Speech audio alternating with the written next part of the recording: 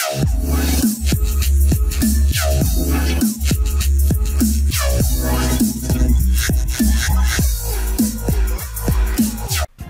what is good with y'all? Wolfie here. Welcome back to the FM17 series with Inter Milan. You can see up the top there. But yes, transfer window's done. We're out of that. We played 10 games off camera so I can get through the transfer window itself. Just calmly, smoothly, without ever having to like think about anything or think about commentary or anything. I just wanted to play the transfer window and actually play the game for a bit. I put out a poll on Twitter and I asked them how all the FM players, like, how much do you actually play FM outside of your series? And a lot of people said they don't play it. They just focus on their save, and it's kind of sad really that we pay so much for a game and we just hardly don't play it. I think it's a bit, it's sad, but it's the life of YouTube. So I really just wanted to play January, just to play the game for itself and not have to worry about recording or anything. But yeah, I'm going to take you through the transfers that I've done so far, and then we're going to get into today's live com, which is against Juventus in the Serie A. So for 12.75 million, Roberto Gagliardini has left us to join Leicester City. He cried and moaned constantly throughout the first half of the season. Very frustrating as a player, as a manager, to have a player so moany and constantly on your back. And you know, as much as I know he's going to turn out to be a fantastic player, I couldn't wait to get rid of him because I just can't stand someone in the back of my ear just talking about some, oh, you're not playing me, I want to play, oh, I want to stay, no, I want to leave, no, I want to stay. That was literally Gagliardini. I was like, bitch, you could just take the first exit out of this door when the transfer window opens. I did offer him out. I got a couple offers from some Saudi Arabia teams, but he didn't want to join them. Although they could offer him loads of money, he had his mind set on Leicester City. And as soon as I put out a lower offer, Leicester City came back with the option to negotiate, which I did.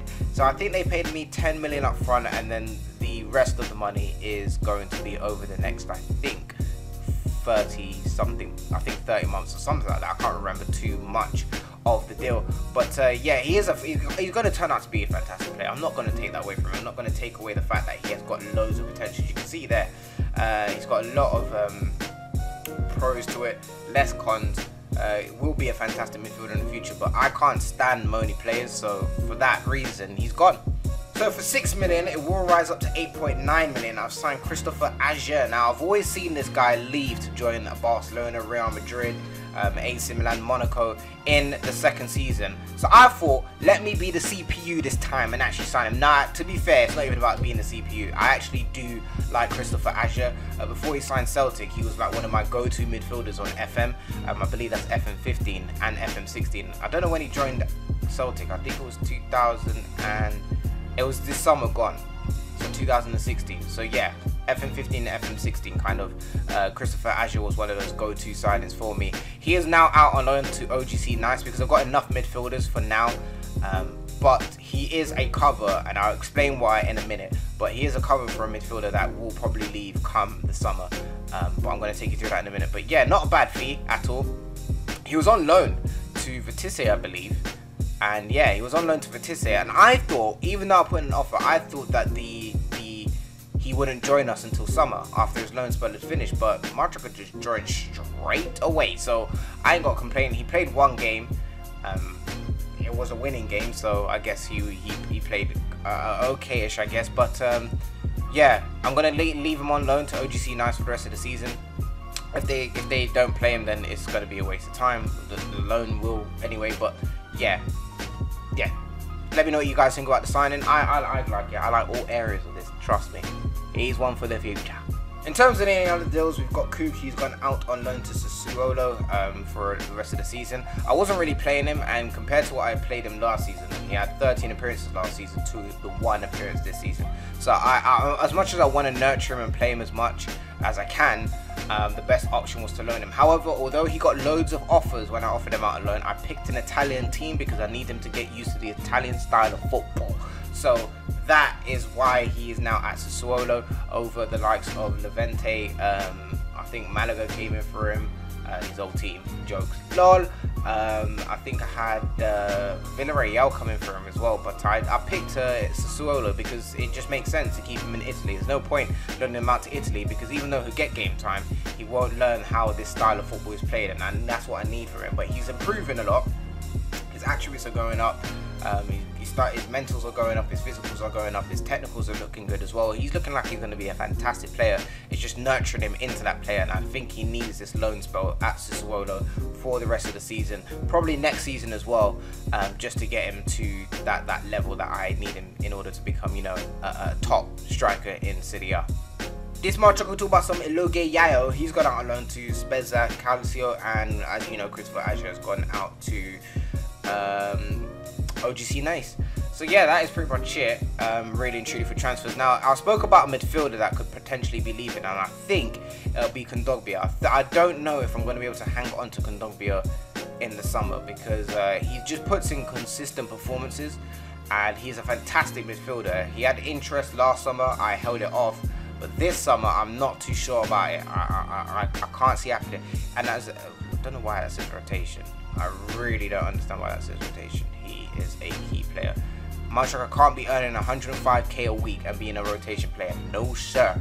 He's definitely a key player, but he is very fantastic. He's got good physicals there, as you can see, good mentals, technicals are good as well. As I said, very, very consistent. It says in his report that he's inconsistent.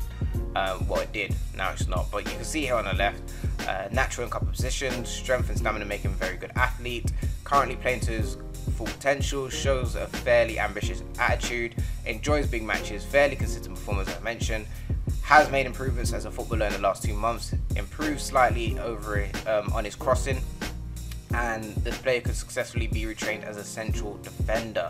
So that's even nice to see, man. Like he's just a fantastic midfielder, and I don't know, Man City, Man City or PSG come swooping, it's a wrap, man. Trust me on that. Another player who I probably won't be able to hang on to is Marcelo Brozovic. As you know, we had a little bit of issues with him in the past. He's now staying, but should an offer come in for him, it's going to be difficult to hold him off. But that is the reason why I've got Christopher Aja, and that's the reason why I've got Pepe Lu. Pepe Lu could turn out to be a fantastic midfielder. I just need to make sure he's not even being tutored. Right. Oh no, I think I want dogs to cheer him, you know. What's his attitude like? Information. Personality is balanced. Now, what is Kondogbia's? Because I don't want personalities to ambitious, and he's level-headed with the media. And then we've got Brozovic, who is level-headed and fairly ambitious. The same thing. Well, if they're the same thing, I'm going to go for experience then. I'm going to use Brozovic.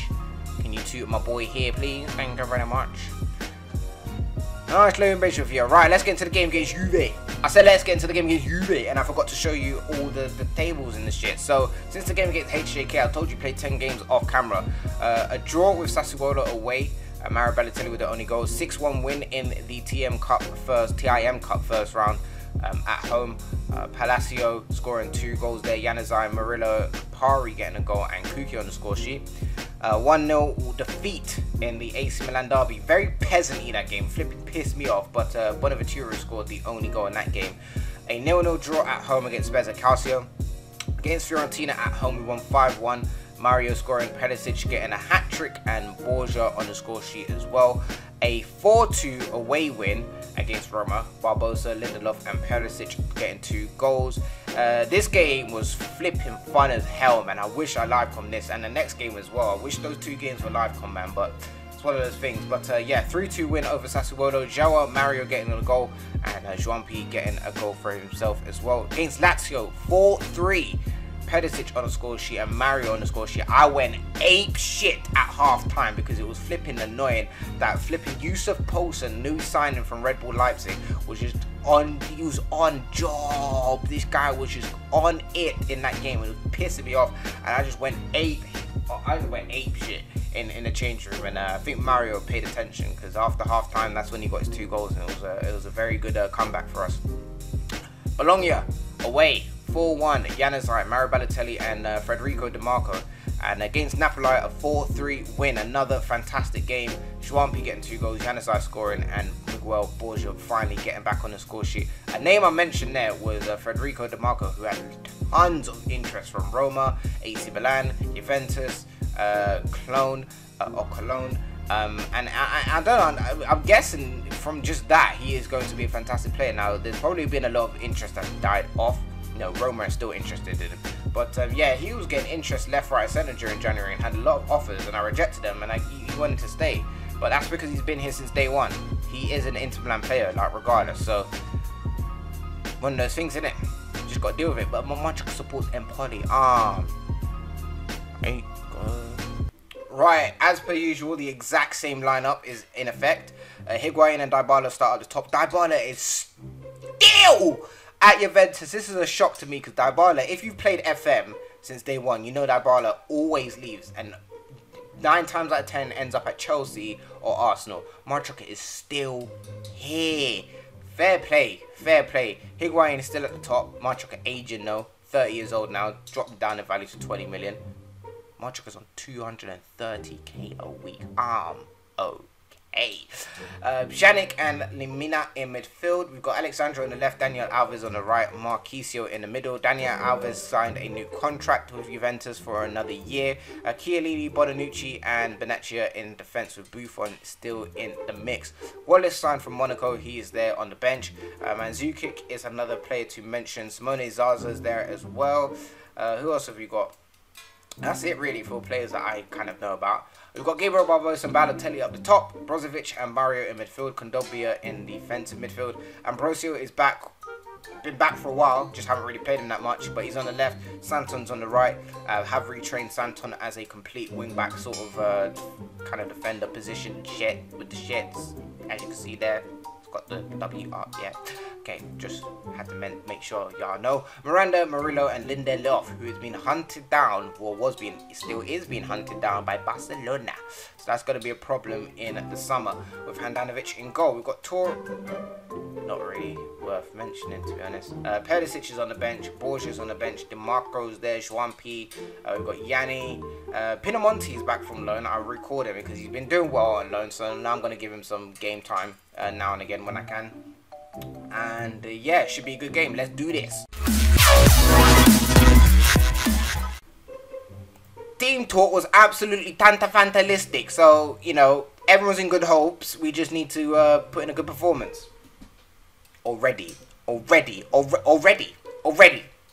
minute and 36 seconds and they've scored. Already. Higuain has scored a goal. Already. That might have to be the title of the game. Or the video, sorry. Already. Could you imagine the series called Already?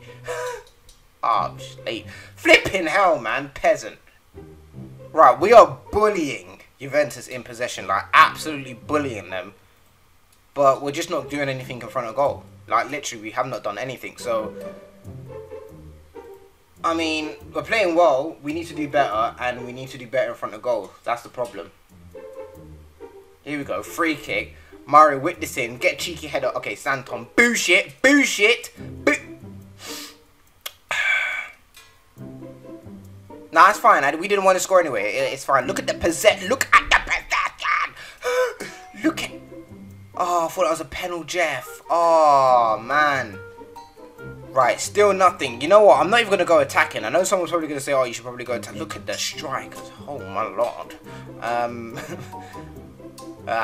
Barbosa has not been doing well this season, in my opinion, compared to what he did last season. It's a bit of a shame, really. I'm going to actually bring on Pinamonti. Lindelof probably needs to come off as well. We've got Van Leo that I can put on. And I'm going to give them all team talks and tell them that they need to resign. But I'm going to make sure I tell Pinamonti that there's no pressure. Just play your natural game. Don't want to stress Marchuk out already. You know, games like this piss me off. And I'll explain why. Because they got a goal in the first minute. 1 minute and 36 seconds. Throughout the entire game. Nothing. Not even one goal. I'm gonna tell them we are unlucky, because really and truly we shouldn't have lost that. That should have been a draw. Look at the possession. Look.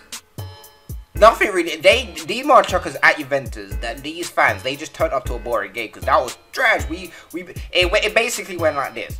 We had the ball 90% of the game. When Juventus got it, they had 5 shots. But when we had it, we had 4 shots. They had 1 in target scored. We had 1 in target didn't score. That was basically the game. Trash! But with that being said, losing to Juve has probably literally cost us even any hopes of getting our championship back. They're just taken off. Literally, Juventus have literally just taken off. I don't know when it happened or how it happened, but Juve are on 65 motherfucking points, and we're on 52. Still a bit of a gap between us and Sampdoria. I told y'all Sampdoria are a problem. When they want to be, Sampdoria are a flipping problem. I don't understand why. Milan are in 4th, Torino are in 5th with 43, level points with Napoli.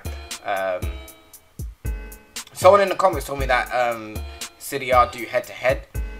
Did it? I don't think they really explained what that meant, but I'm gonna have to read up on that and get, you know, a full understanding on it, because I don't get this whole head-to-head thing. Like me, I personally always, you know, us Premier League fans just look at goal difference and that's it. But there's a different rule apparently, so I'm gonna have to check that out. Lazio, although they are bossy in matches, they're in 11th, so that's funny. But anyway, I'm gonna end the video here. If you've enjoyed it, make sure you leave a like. I will see y'all for the next video. I don't know when that will be. It will be for the Champions League second leg against Real Madrid. We got drawn against Real Madrid. I forgot to show you. Ah, that's gonna be fun, isn't it? That is going to be fun. There it is. There it is, and it's a few days away. So yeah, I'm going to play the first leg and all that stuff, and we'll be back for the second leg against Real Madrid in the Champions League. So yeah, I'll see you for the next video. Take care of yourself. Peace.